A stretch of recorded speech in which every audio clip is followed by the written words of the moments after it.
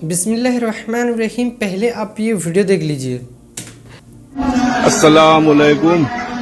देखो भाई, ये गाय 1 घंटे से खड़ी है, अल्लाह का कलाम पाक सुन रही है। यहाँ तरावी चालू है, मस्जिद नूर के पास में। देखो, अस्सलाम वालेकुम, कैसे हैं आप लोग? उम्मीद है कि आप सब खैर वापस होंगे। तो मेरे भाइयों, आपने जो अभी वीडियो देखी किस तरीके का एक गाय जो है वो मस्जिद के सामने अल्लाह सुब्हानहू व तआला के कलाम सुनने के लिए खड़ी रही घंटों। और मेरे भाइयों, क्या आपको पता है कि दुनिया में जितनी भी मखलूक़ात हैं वो सारे के सारे अल्लाह सुब्हानहू व तआला का ज़िक्र करते हैं, और यहाँ तक कि वो जो जानवर होते हैं या फिर कोई भी मखलूक़ात होते हैं वो नबियों को पहचानते हैं। और इसको कम्प्लीटली आज हमें बयान करेंगे इंजीनियर मोहम्मद अली मिर्ज़ा साहब। आप वीडियो कंप्लीट तक ज़रूर देखिए ताकि आपको पूरी बात समझ में आए। बिना किसी ताख़ीर के अल्लाह का नाम लेके शुरू करते हैं। और क्या बढ़तरी है उसकी? तो तुसब्बिहु लहुस समावातु सबअ वल अर्द, सातों आसमान और जमीन उसी की तस्बीह बयान करते हैं। व मन फीहिन, और जो कुछ इनके दरमियान है सब उसी अल्लाह की तस्बीह बयान करता है। सुब्हानल्लाहि व बिहम्दिही सुब्हानल्लाहिल अज़ीम, अदद खल्क़िही व रिदा नफ्सिही व ज़िनत अर्शिही व मिदाद कलिमातिही व इम मिन शैइन, ये मशहूर ज़माना आयत है। और कोई शय भी ऐसी नहीं है इल्ला युसब्बिहु बिहम्दिही, मगर ये कि वो उसकी तस्बीह के साथ उसकी हम्द बयान करती है। वलाकिन ला तफ़क़हूना तस्बीहहुम, लेकिन तुम उन मखलूक़ात की तस्बीहात को समझ नहीं सकते। हकीकत बात है, हम तो इंसानों में मुख्तलिफ ज़ुबानों को नहीं जानते, और अल्लाह ताला की तो इतनी मखलूक़ात, 2 मिलियन से ज़्यादा स्पीशीज तो प्लेनेट अर्थ पे हैं। 2 मिलियन यानी कि 20 लाख स्पीशीज हैं, और हर स्पीशी की तादाद अरबों खरबों में है। सब के सब अल्लाह की तस्बीह बयान करते हैं। सूरतुर राद में आया कि ये जो बिजली भी चमकती है ना, ये भी अल्लाह की तस्बीह बयान करती है। इसी तरीके से सही बुखारी में आया, इब्न मसूद कहते हैं कि बाज़-औक़ात हम रसूलुल्लाह सल्लल्लाहु अलैहि वसल्लम के साथ खाना खा रहे होते थे तो हम नवाले में से अल्लाह की तस्बीह की आवाज़ खुद सुनते थे। वो पैगंबर की मौजूदगी की वजह से अल्लाह ताला सहाबा किराम को ऐसा एक्सपीरियंस करवाता था ताकि उनका ईमान आला दर्जे का हो, क्योंकि उन्होंने फिर उस लेगेसी को आगे चलाना होता था। फिर वो जो बुखारी में मशहूर हदीस है, नबी इस्लाम जुम्मे के दिन जब तशरीफ लाए मस्जिद में, तो एक ऊंट के बच्चे के रोने की तरह चीखो पुकार की आवाज सुनाई दे रही थी। सहाबा किराम को नहीं पता चला कि ये कौन रो रहा है, लेकिन नबी इस्लाम को पता चल गया। वहां एक खजूर का तना था जिससे आप सल्लल्लाहु अलैहि वसल्लम टेक लगा के खुतबा दिया करते थे। जिंदा खजूर की बात नहीं हो रही है, खजूर का एक तना लगाया हुआ था, उतरा हुआ। खजूर तो वैसे भी आप ऊपर वाला हिस्सा उसका काट दें तो ये वह दरख्त है जो कत्ल हो जाता है इंसान की तरह। बाकी दरख्तों को आप काटते हैं ना तो उसकी नई शाखें निकलती हैं, लेकिन खजूर का अगर आप ऊपर वाला गला काट देना जहां फ्रूट है तो वो कत्ल हो जाता है, फिर वो एक टोंडी रह जाती है, कुछ भी नहीं उस पर। एक बड़ा गैर मामूली दरख्त है। तो वो फिर इस्तेमाल होता था, जिस तरह आजकल आप ये बीम डालते हैं छतों में, तो वो उस वक्त इस्तेमाल होता था। इसी तरीके से छोटे तने जो है वो टेक लगाने के लिए। तो बुखारी में आता है, एक मदीना शरीफ में कोई अंसारी औरत थी, उसने नबी इस्लाम को गिफ्ट किया एक मिंबर। तो वो पहला जुम्मा था, आप मिंबर पे तशरीफ फरमा हुए, तो आपके मिंबर पे चढ़ने से पहले ही उसने शोर मचा दिया। उसे पता चल गया कि भाई ये, फिर नबी इस्लाम उसके पास तशरीफ लाए, आपने उस पे हाथ फेरा तो वो सिसकियां लेता हुआ खामोश हो गया। ये नबी इस्लाम के मोज़ात में से है। तो इससे पता चला कि ये मखलूक़ात भी कलाम करती हैं। सो नबी दाऊद में हदीस है, नबी इस्लाम एक दफ़ा एक अंसारी के बाग में तशरीफ ले गए तो फ़ौरन ऊँट भागता हुआ आया, आपके कान में एक बात की, और नबी इस्लाम ने कहा इसका मालिक की तरह बुलाया गया। आपने फरमाया कि ये तेरी शिकायत लगा रहा है कि अब मैं बूढ़ा हो गया हूँ तो ये मुझे नहर करने का इरादा रखता है और मुझसे ज़्यादा मुशक्कत लेता है। تو انہوں نے کہا یا رسول اللہ میں اب اس کو اللہ کی رضا کی خاطر آزاد کرتا ہوں. اچھا آپ دیکھیں اونٹ کو کیسے پتا چلا کہ اللہ کے نبی ہے؟ سوچنے کی بات ہے. تو یہ یاد رکھیے گا سرکش جنوں اور انسانوں کے سوا دنیا کی کائنات کی ہر مخلوق پیغمبر کو پہچانتی ہے. یہ اللہ نے غیر معمولی چیز رکھی ہوئی ہے. پتھروں کو، درختوں کو، پہاڑوں کو، دریاؤں کو یہ بتانے کی ضرورت نہیں ہے کہ یہ پیغمبر آ رہا ہے. ان کے ساتھ اللہ تعالیٰ کا ایک ایسا پروٹوکول اٹیچ ہے کہ انہیں یہ پتا چل جاتا ہے کہ یہ عام انسان نہیں ہے. واقعی میں یہ غیر معمولی چیز ہے. اور اسی وجہ سے صحیح مسلم میں آتا ہے نبی علیہ السلام نے حجۃ الوداع کے موقع پر 63 اونٹ خود نہر کیے. 100 اونٹ یمن سے حضرت علی لے کے آئے تھے، 63 آپ نے کیے، 37 حضرت علی نے کیے. اور احادیث میں ملتا ہے کہ نبی علیہ السلام کو کسی اونٹ کو نہر کرنے کے لیے کوئی پروٹوکول دینے کی ضرورت نہیں پڑی ہے، کیونکہ جانوروں کو پتا ہے ہم اللہ کے لیے قربان ہو رہے ہیں اور یہ اللہ کے پیغمبر کر رہے ہیں. وہ ان کے سامنے سر تسلیم خم کر دیتے تھے. اس قسم کے کئی واقعات ہیں. تو یہ تمام چیزیں اس بات پر گواہ ہیں کہ یہ اللہ تعالیٰ کی مخلوقات ہیں، اپنی اپنی زبان میں اللہ کا ذکر کرتی ہیں. ہر پرند چرند اللہ تعالیٰ کو اپنی بولی میں یاد کرتا ہے. جب بجلی کڑکنا یہ بھی اللہ کی تسبیح ہے تو باقی چیزیں آپ چھوڑ دیں. تو اللہ تعالیٰ ہمارا ہے کہ کائنات میں کوئی چیز ایسی نہیں ہے کہ جو اس کی تسبیح اس کے حمد کے ساتھ نہ کرتی ہو.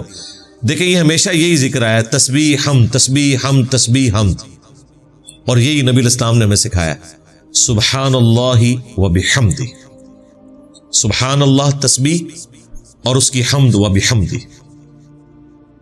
صحیح بخاری میں حدیث ہے، بلکہ بخاری کی یہ آخری حدیث ہے کہ 2 کلمات زبان پر بہت ہلکے ہیں لیکن میزان عمل پر بہت بھاری ہیں.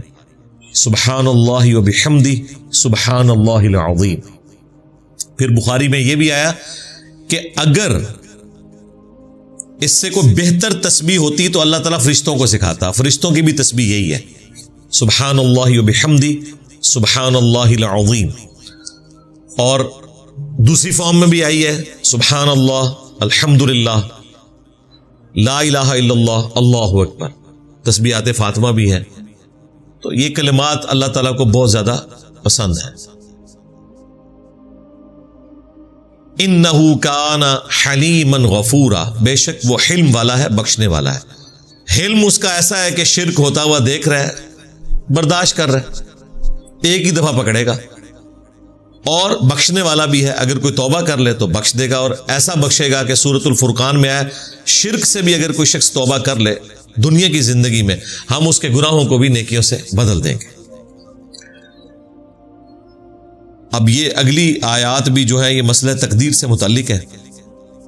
وَإِذَا قَرَأْتَ الْقُرْآنَ، اور جب اے محبوب صلی اللہ علیہ وآلہ وسلم تم قرآن کی قرات کرتے ہو ان کافروں کے سامنے. کن کافروں کا ذکر ہو رہا ہے کہ جنہوں نے حق پہچان لیا لیکن ہٹ درمی کی وجہ سے ان کے دلوں پہ اب مور لگ چکی ہے.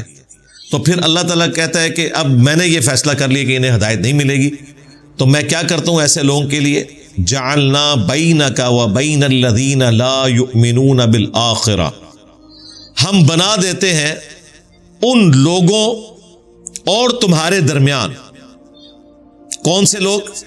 لا یؤمنون بالآخرہ، جو آخرت کو نہیں ماننے والے، جان بوجھ کے انکار کر رہے ہیں نفس کی پیروی کی وجہ سے، اپنی مرضی کی زندگی گزارنے کی وجہ سے. حجابا مستورا، ایک ایسا پردہ جو نظر نہیں آتا.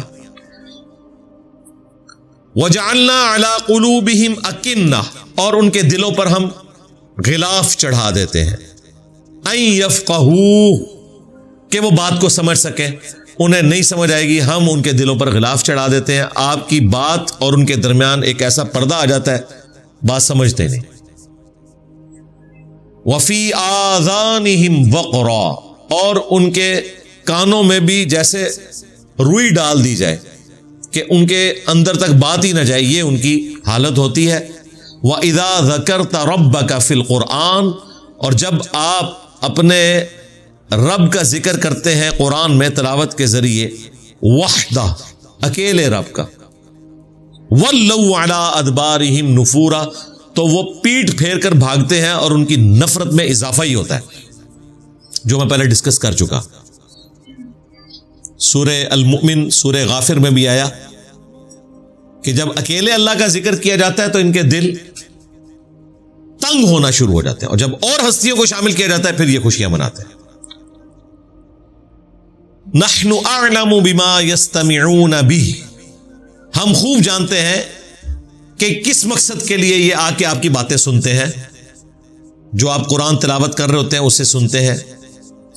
اذ یستمعون الیک، جب یہ آپ کی طرف کان لگائے ہوتے ہیں نا، وَإِذْ هُمْ نَجْوَىٰ، اور جب یہ آپس میں پھر سرگوشیاں کر رہے ہوتے ہیں، کیا کہتے ہیں؟ اذ یقول الظالمون، تو پھر یہ ظالم لوگ آپس میں باتیں کرتے ہوئے کہتے ہیں ان تتبعون الا رجلا مسحورا، کہ تم لوگ تو پیروی نہیں کر رہے مگر ایک ایسے شخص کی جس پر جادو ہوا ہے۔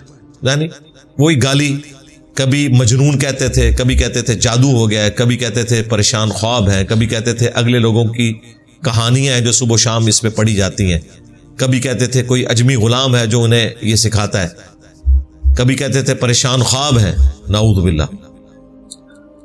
تو اس میں یہ بھی الزام انہوں نے لگا دیا تھا کہ ان کو کوئی اثر ہو گیا دماغ کے اوپر جس کی وجہ سے اس طرح کی یہ باتیں کرتے ہیں، حالانکہ جس شخص کے دماغ پہ اثر ہو وہ اتنی انٹلیکچوئل گفتگو کرتا ہے، اور پھر ایسی گفتگو، ایسا کلام اس شخص کی مبارک زبان سے نکلنا جو امی ہے، جو دنیا میں کسی سے پڑھا نہیں ہے، اور وہ اعلان نبوت سے پہلے اپنے دائیں ہاتھ سے کچھ لکھتا بھی نہیں ہے، ورنہ کوئی شخص بہانہ بنا سکتا تھا کہ جو شخص لکھنا پڑھنا جانتا ہے، کسی فلاسفر کا شاگرد ہے، کسی شاعر کے پاس بیٹھتا ہے تو اس نے یہ مہارت حاصل کر لی ہے۔ نہیں، سورہ یونس میں آیا کہ اے نبی ان سے فرماؤ اتنا عرصہ تم میں رہوں، تم نے کوئی اس طرح کی بات پہلے مجھ سے کبھی سنی ہے؟ یہ بڑی امپورٹنٹ بات ہے۔ اس کا مطلب ہے نبی علیہ السلام نے پوری زندگی کبھی بھی اس طرح کی گفتگو کی نہیں ہوئی تھی، ورنہ لوگ کہتے ہیں ہاں یار یہ تو بچپن سے ہی کہتا ہے ایک اللہ کو مانو، آپ موحد تھے لیکن آپ نے کبھی اس کی دعوت نہیں دی۔ نبی پیدائش سے لے کے وفات تک اللہ کی حفاظت میں ہوتا ہے، لیکن مبعوث اس وقت ہوتا ہے جب اللہ اسے حکم دیتا ہے۔ ڈیٹم لیول کا ایمان ہوتا ہے، لیکن ظاہر ہے پھر وہی کے بعد مزید نکھار پیدا ہوتا ہے۔ ما کنت تدری ما الکتاب ولا الایمان، سورہ شورى میں ہے اس قرآن کے نزول سے پہلے نہ آپ کتاب کے بارے میں جانتے تھے، نہ آپ ایمان کی تفصیلات جانتے تھے، بلکہ اللہ نے اس کتاب کے ذریعے آپ کو یہ نور ہدایت دیا، وَإِنَّكَ لَتَهْدِي إِلَىٰ صِرَاطٍ مُسْتَقِيمٍ، اور اب آپ بھی لوگوں کو صراط مستقیم کی طرف بالضرور بلانے والے ہیں۔ تو نبی علیہ السلام کے بارے میں اس طرح کا کلیم کرنا کہ وہ نعوذ باللہ جادوگر تھے تو یہ فٹ ہی نہیں بیٹھتا۔ آپ علیہ السلام ایک ڈائنامک آدمی تھے، کبھی کسی فلاسفر کی شاگردگی نہیں کی، ایک کامیاب تاجر تھے، مکے کی ایک امیر ترین عورت آپ کی بیوی تھی، نارمل لائف گزر رہی تھی۔ بس 40واں سال شروع ہے آپ کی زندگی کا، چند دنوں کے لیے غار حرا میں گئے ہیں، وہ اللہ نے انہیں گائیڈ کیا، یہ 40ویں سال کی بات ہے، اور پھر وہاں پہ وہی نازل ہوئی اور پھر ایک سلسلہ شروع ہو گیا۔ اسی لیے سورہ یونس میں آیا کہ اے نبی ان سے فرماؤ میں اتنا عرصہ تم میں رہا ہوں، کبھی مجھ سے پہلے اس طرح کی گفتگو تم نے سنی تھی؟ یہ اس بات کا ثبوت ہے کہ یہ اللہ کی طرف سے وحی ہوا ہے، یہ عام کلام نہیں ہے۔ اور سورۃ العنکبوت میں آیا کہ اس قرآن کے نزول سے پہلے نہ تو آپ کتاب میں سے کچھ پڑھ سکتے تھے اور نہ اپنے دائیں ہاتھ سے کچھ لکھ سکتے تھے، ادروائز یہ چیز کافروں کو دھوکے میں ڈال دیتی کہ یہ کتاب آپ نے خود گھڑ دی ہے، نعوذ باللہ۔ آپ کا امی ہونا یہ معجزہ ہے، عام شخص کے حق میں یہ چیز نٹوریس سمجھی جاتی ہے، لیکن پیغمبر کے حق میں یہ معجزہ ہے۔ اگلی الہامی کتابوں میں آپ کا ذکر ہی امی کی حیثیت سے ہے کہ آپ وہ پیغمبر ہیں کہ جو کسی سے پڑھے ہوئے نہیں ہوں گے، اس کے باوجود ایسا کلام لے کے آئیں گے کہ بڑے بڑے شاعروں کی بولتی بند ہو جائے گی، اور وہ کلام ڈائریکٹ ان کے دل پہ نازل ہوگا۔ اگلے انبیاء کو صحیفے دیے گئے, موسیٰ علیہ السلام کو تختیوں پہ دیا گیا پورا صحیفہ تورات کی شکل میں. نبی علیہ السلام کو کوئی ریٹن چیز نہیں دی گئی, آپ کے سینے پہ نازل, آپ امی تھے, اور یہ چیز آپ کی فضیلت. تو میرے بھائی امید ہے کہ آپ کو یہ ویڈیو پسند آئی ہوگی اور بات سمجھ میں آئی ہوگی, اور پہلے والے ویڈیو کے بارے میں آپ کیا کہتے ہیں کامنٹ کر کے جو بتائیں. ملتے ہیں اسی طرح نیکسٹ ویڈیو میں انشاءاللہ. السلام علیکم ورحمۃ اللہ وبرکاتہ.